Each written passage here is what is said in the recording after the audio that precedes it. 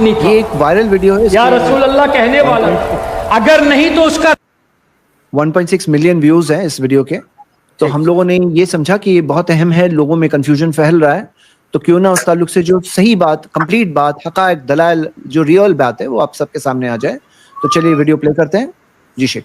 وہابی کا باپ سنی تھا, یا رسول اللہ کہنے والا تھا, اگر نہیں تو اس کا دادا تو سنی تھا, اگر نہیں تو پردادا تو یقیناً سنی تھا.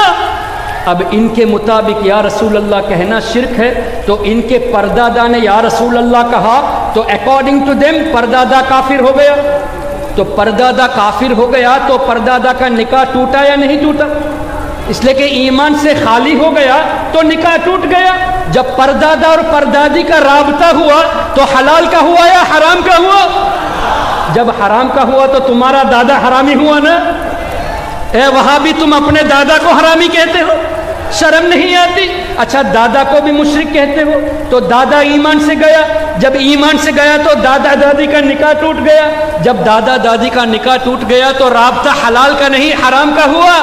جب تمہارے دادا کا رشتہ حرام کا تھا تو تمہارے باپ کو تم حلالی نہیں حرامی کہتے ہو. اور اے وہابیو تم اپنے باپ کو بھی مشرک کہتے ہو یا رسول اللہ کہنے پر, تو تمہارے عقیدے کے مطابق تمہارا باپ کافر ہو گیا. جب باپ کافر ہوا تو ماں باپ کا نکاح ٹوٹ گیا.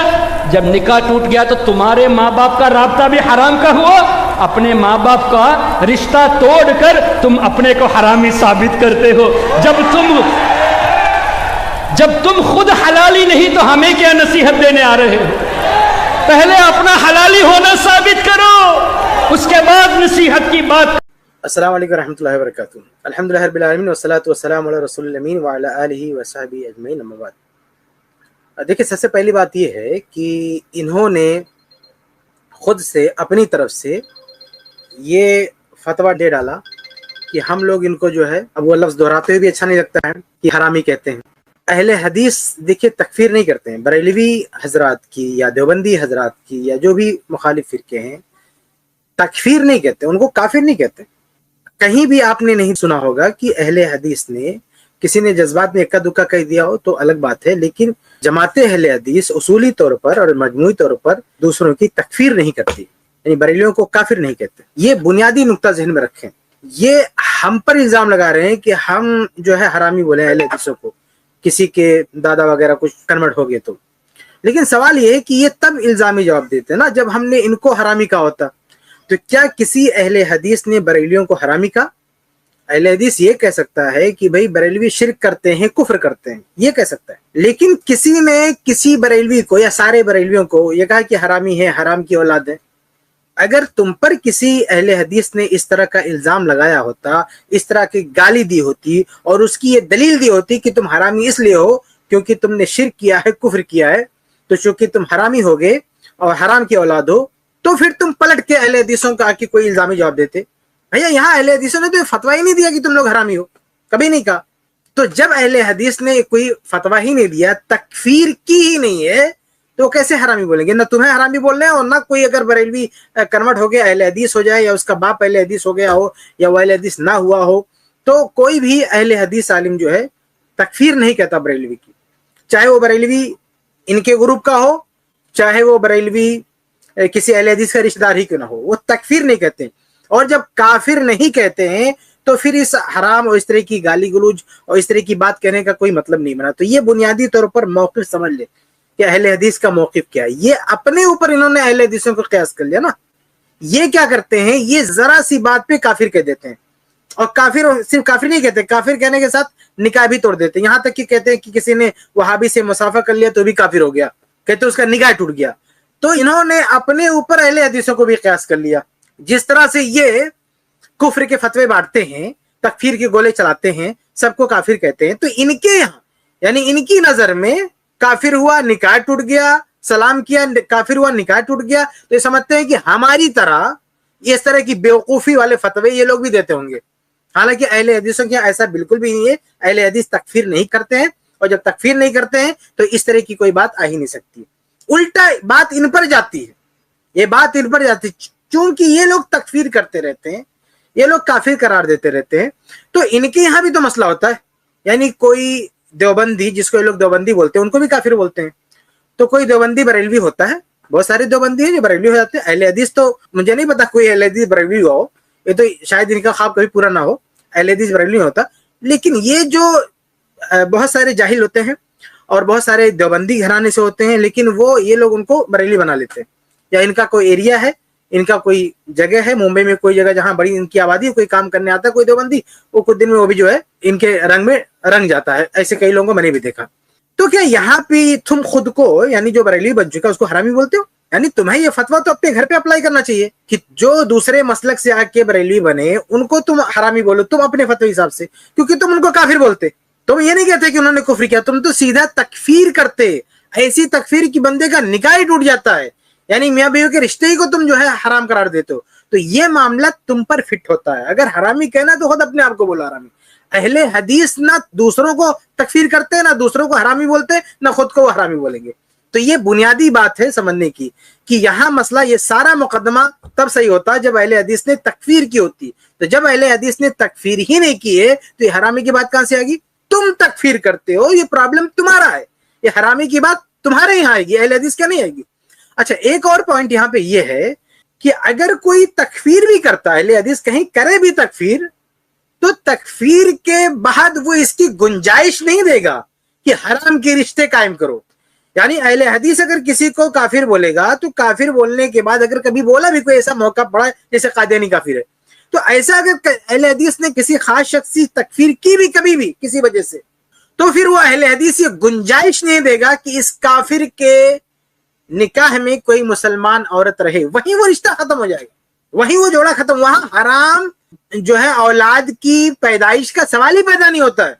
जैसे कोई नॉन मुस्लिम है, अगर वो मुसलमान हो जाएगा तो मुसलमान होने के बाद वो गैर मुस्लिम से ताल्लुक नहीं जो है बना सकता है, वो फौरन ताल्लुक उसको खत्म करना पड़ेगा।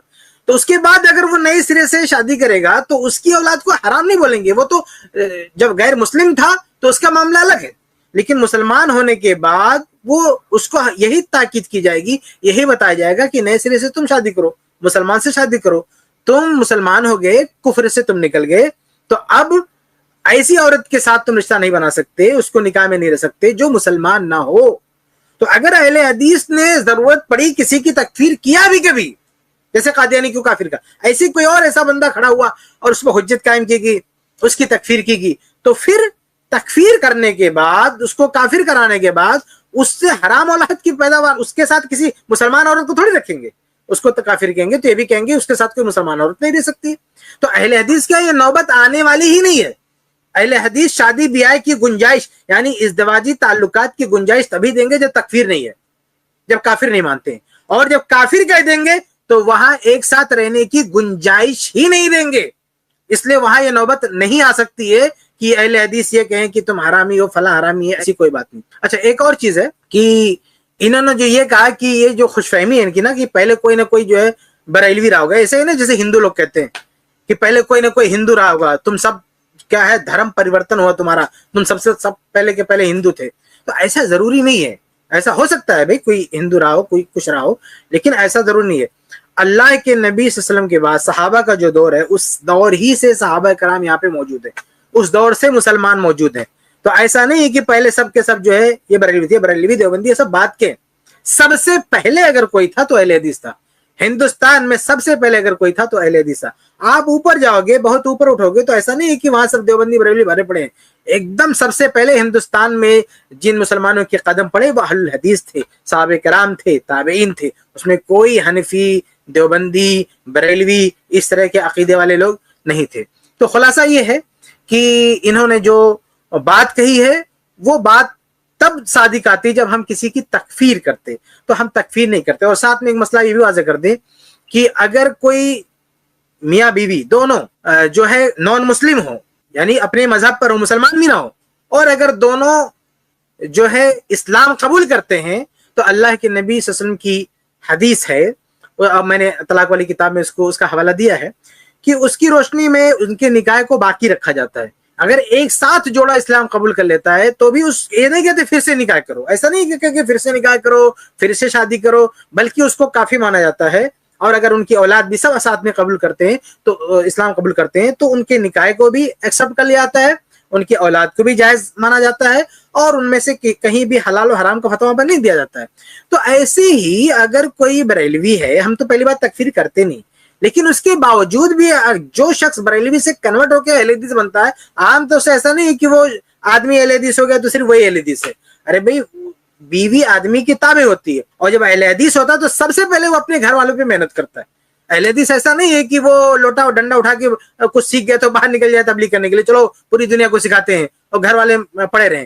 اہل حدیث, کوئی بندہ اہل حدیث ہوتا ہے, سدھرتا ہے, تو وہ سب سے پہلے اپنے گھر والوں کو سدھارتا ہے.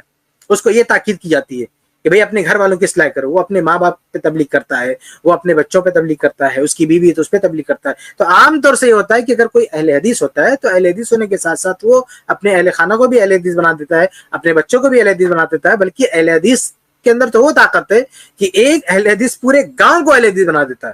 وہ بٹیا جہاں کے رئیس الارا ندوی رحمہ اللہ تھے, جو جامعہ سلفیہ بنارس میں شیخ الحدیث تھے, وہ علاقہ پورا کا پورا بریلوں کا علاقہ تھا, پورا گاؤں, پورا آس پاس کے سارے گاؤں, وہ اکیلے ایک شخص اہل حدیث ہوئے, انہوں نے پورے گاؤں کو اہل حدیث بنا دیا, پورے گاؤں اہل حدیث ہو گئے. تو یہ برکت ہوتی ہے اہل حدیث کی دعوت میں. تو جب کوئی اہل حدیث ہوتا ہے تو ایسا نہیں کہ وہ کافر, پہلی بات تو تکفیر نہیں کرتے, لیکن اس کے باوجود بھی اس اپنی بیوی کو اس مسلک میں باقی بھی نہیں رکھتا ہے, بریلیت میں باقی بھی نہیں رکھتا وہ.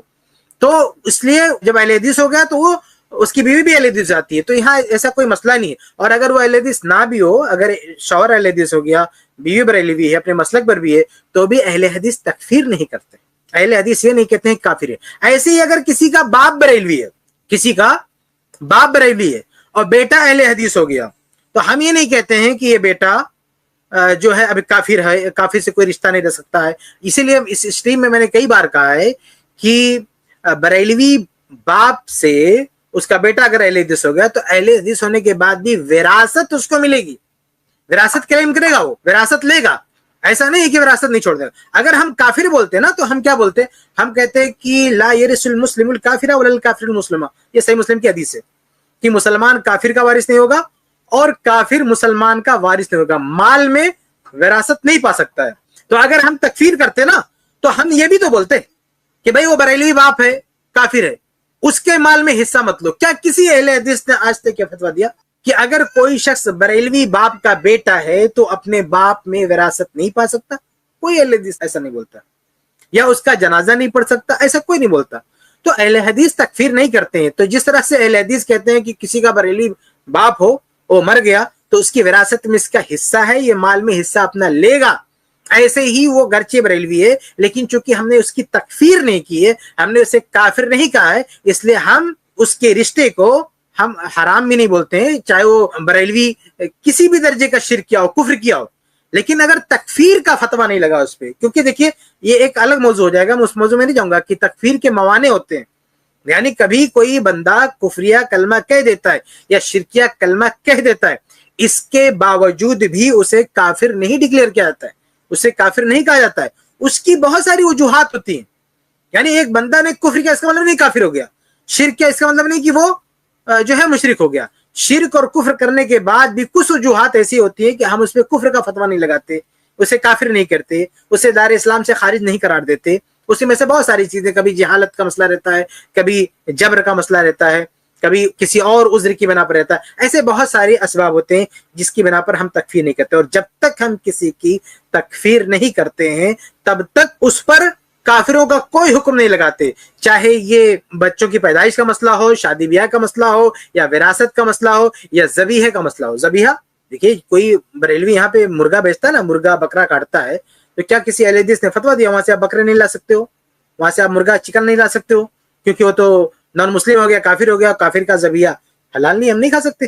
کافر نے ذبح کیا ہو, اہل کتاب کے علاوہ کسی نے کافر نے ذبح کیا ہو تو اس کا ہم نہیں کھا سکتے, ایسا کسی نے فتویٰ نہیں دیا. تو یہ بات اچھی طرح سے یاد رکھیں کہ اہل الحدیث بریلوی حضرات کی تکفیر نہیں کرتے اور کافروں کے احکام ان پر منطبق نہیں کرتے ہیں, چاہے وہ وراثت کا مسئلہ ہو, چاہے وہ ذبیحے کا مسئلہ ہو, چاہے وہ کوئی بھی مسئلہ ہو, چاہے یہ پھر شادی بیاہ کا مسئلہ ہو. یہ اہل حدیث ان پہ تکفیر نہیں کرتے. تو اصل بنیادی بات یہ ہے کہ چونکہ تکفیر نہیں کرتے اس لیے اہل حدیث ان کو حرامی نہیں بولتے ہیں. اور اگر آپ دیکھیں, اگر کوئی بریلوی ہو اور اس کی عورت بھی بریلوی ہو, تو آپ بتائیے اگر کوئی ہندو ہو آدمی اور عورت بھی ہندو ہو, وہ دونوں مسلمان ہو جائیں تو بھی ہم وہاں حرامی وغیرہ کی بات نہیں کرتے بھائی, وہ تو اسلام میں باقاعدہ اصول ہے کہ ان کی شادی کو باقی رکھا جاتا ہے.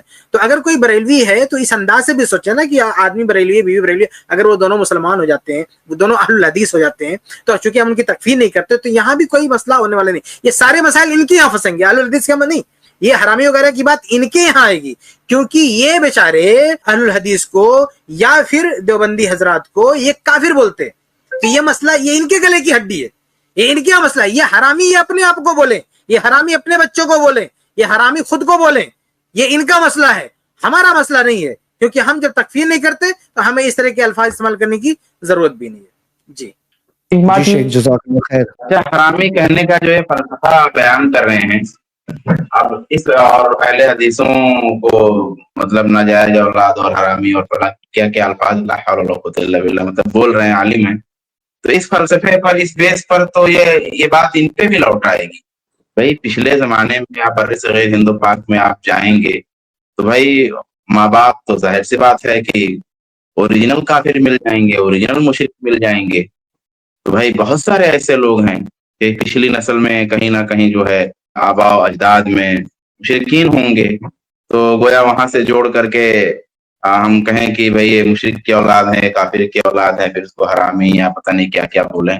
تو یہ جو فلسفہ بیان کر رہے ہیں اور اس فلسفے کو بیان کر کے جو ہے پھر اہل حدیثوں کو خراب الفاظ بول رہے ہیں, یہ لوگ فلاں ہیں فلاں ہیں فلاں ہیں, تو یہ تو ان پر بھی بہت بری طرح سے لوٹ رہا ہے, جو بالکل غلط چیز ہے.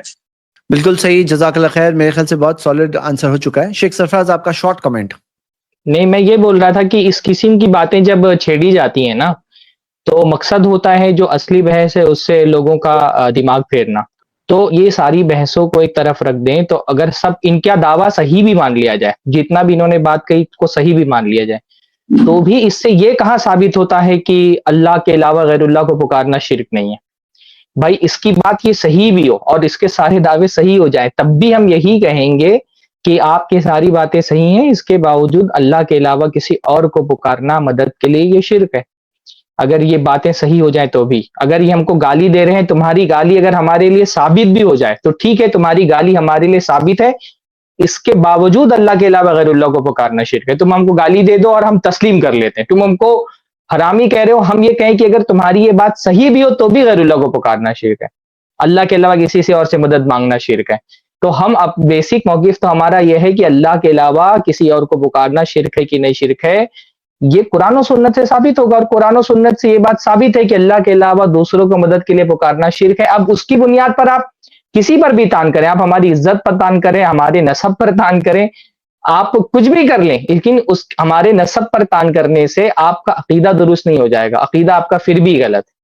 اور جہنمی ہونا یہ زیادہ بڑی بات ہے حرامی ہونے سے. غیر اللہ کو پکارنے والا جہنم میں جائے گا, تو جہنمی ہونا, بدعتی ہونا, مشرک ہونا, یہ زیادہ بڑی گندی گالی ہے جو حرامی گالی دے رہے ہیں بار بار, اس سے بڑی گالی ہے بدعتی اور جہنم.